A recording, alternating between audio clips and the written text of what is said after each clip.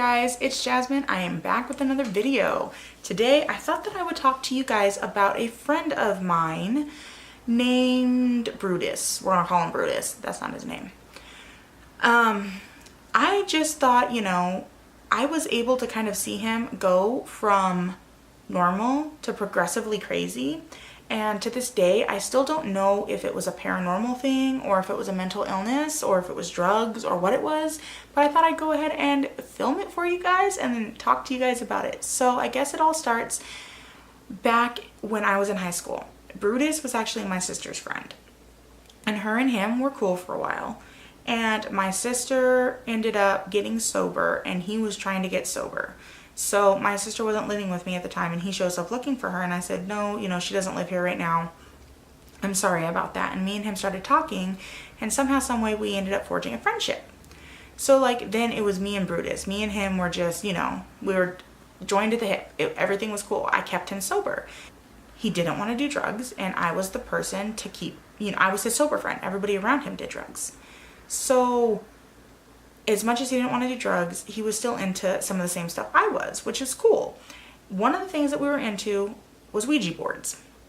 And again, I guess I didn't learn my lesson with the whole Megan story I told you about, but me and him were using the Ouija board and we were, we had our fingers on the, why can't I think of the word? We were using the Ouija board and we know for a fact neither of us were pushing it, and it legitimately spelled out, I am a wench not worthy of the Lord's blood. It scared the shit out of me and him. After that point, I went to goodbye and I told him, I'm like, we're not messing with this anymore. I am done. I don't know what wench she is and why she's not worthy of the Lord's blood, but I don't want to find out.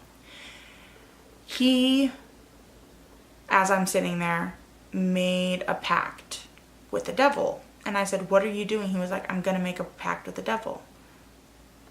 Why? And he was like, because I want to be high forever. And I said, Brutus, you're wanting to be sober. What are you talking about? And he goes, I want to be high forever. I'll give the devil my soul if I can be high forever. And he started spinning the, why can't I think of the word?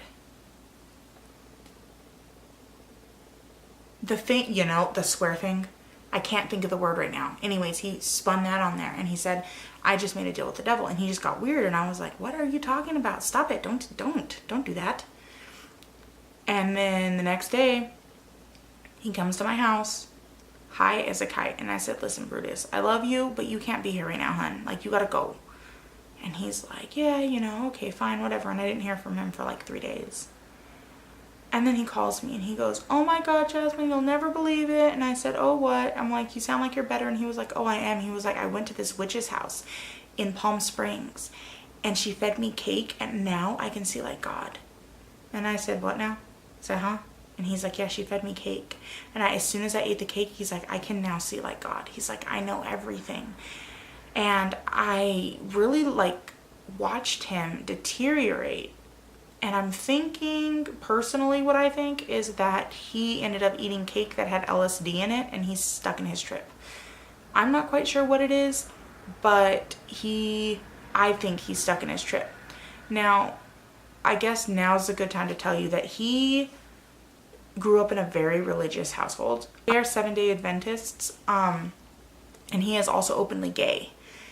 And so I don't know if a lot of what I'm about to tell you is because he had learned so much in church and he had secretly been beating himself up for years. I'm not quite sure, but it's interesting that everything that he would talk about from eating the cake on was religious based.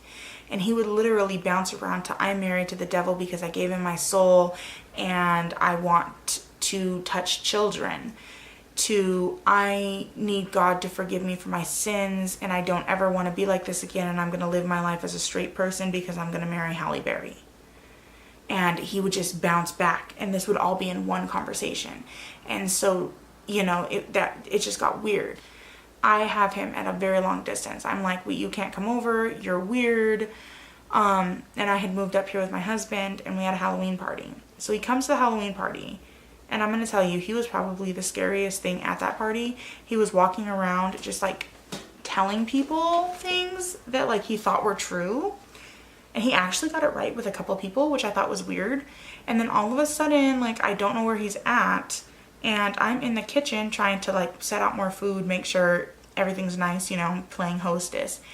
And he's on my roof, and he jumps on our fabric patio cover and falls down. And he comes in and he's like, Jasmine, I broke your hammock. And I was like, Brutus, we don't have a hammock. Like, we don't own a hammock. And everybody at the party laughed. And he immediately walked in, and he's like playing with my remote.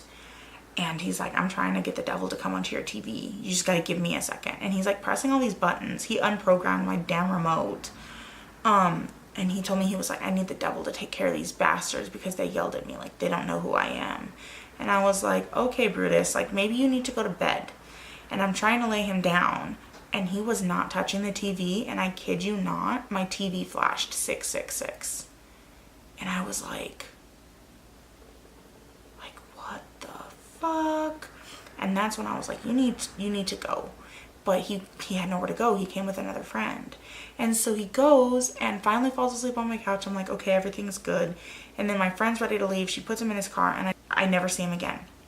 Then I find it, and then he calls me like a couple weeks before I think I was due with my babies. And he's like, I found out you're having twins. And I said, yeah. And he was like, they're your firstborn. And I said, yes. And he's like, I need to sacrifice them. And he was talking about taking my kids from me, cutting them out of my stomach, and sacrificing them to the devil. And I said, you know what? We're done. Don't ever contact me again. Ever, ever, ever, ever. Don't contact me.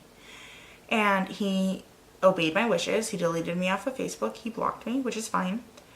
And then I found out that a couple weeks later, he tied his grandmother up, who at that age, I think she was like almost 90. He tied her up, and he was dragging her around her house, and he beat the crap out of her. She called the police.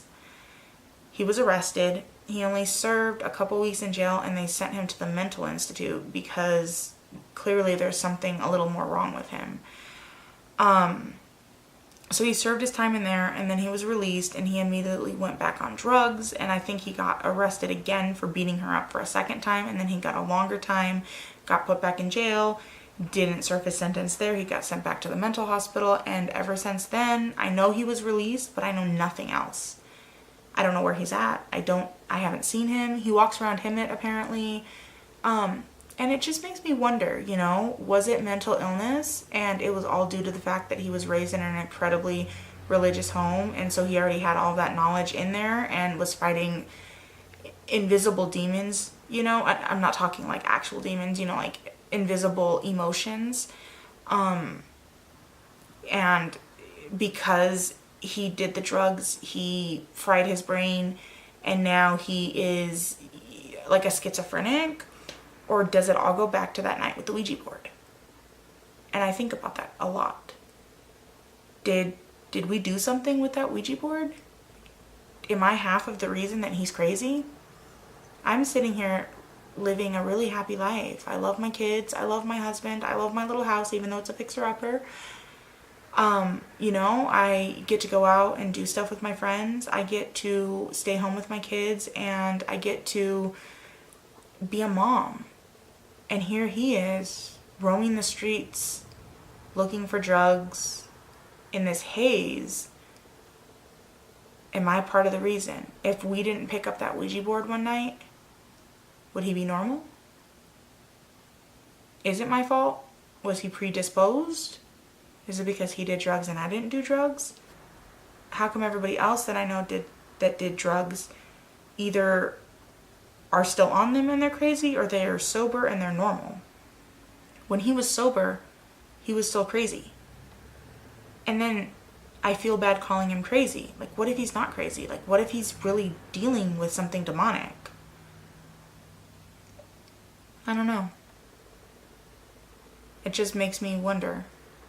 There's so many more details that go into it, but they all just go back to him talking about things, because originally his family took away his internet privileges because they thought he was getting all of this stuff off of the internet. But then once they took the internet away from him, he was still talking about demons. And at this point, me and him were still friends, and so he would talk about a demon named this or a demon named that, and I'm like, okay, whatever, but I would write those words down. I would Google them, and he was right. They really were demons. And he would tell me he was talking to them. So, like, I don't think that your religion is going to teach you about demons by name. So, how did he know about these demons? Is it just stuff he retained from being on the internet before and he remembered? Or was he really talking to them?